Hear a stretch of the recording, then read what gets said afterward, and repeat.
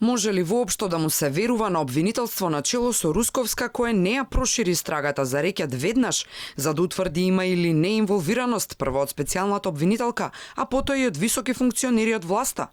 Дали сега е веќе доцна откако Јанева практично ја призна автентичноста на снимките, што ги објави италијанскиот медиум, а телефонот и компјутерите се веќе форматирани и избришани, оти време за тоа имаше комотно возможено со неделувањето на Русковска.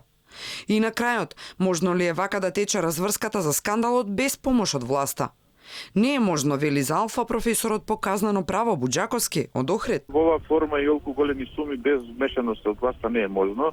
Има случаи на рекетирање со прислушкувани разговори. Во јавноста вртат некои податоци дека има и други лица поседуваат прислушкувани разговори.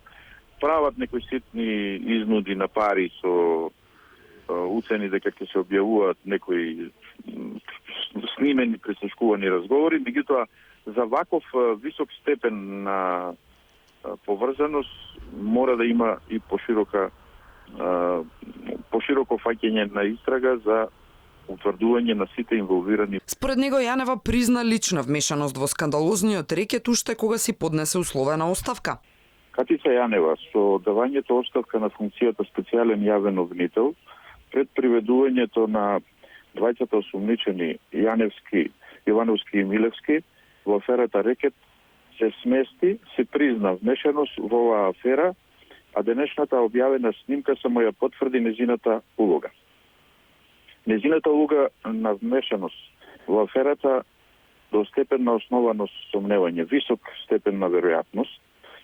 Предходниот период се потврди и со форматирањето на телефонот и брешење на компјутерите, но само тоа беше за јавноста. Секако дека овие податоци беа познати на правосудните органи.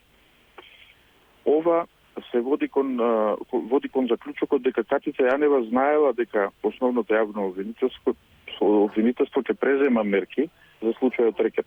Дали сега е доцна за правна, неселективна и темелна истрага?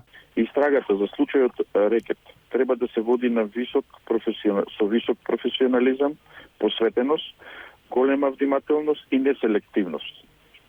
Отврдата треба да види дека правдата е еднаква за сите.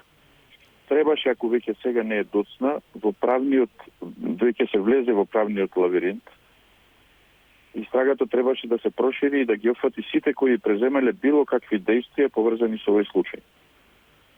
Случајот Рекет го стави под прашање функционирањето на правниот систем, со тоа и селективната правда и слично.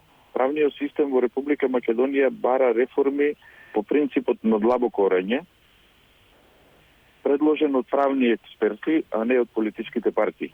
Дали на македонскиот правен систем во овој момент му треба ново СЈО, само за криминалите од актуелното СЈО?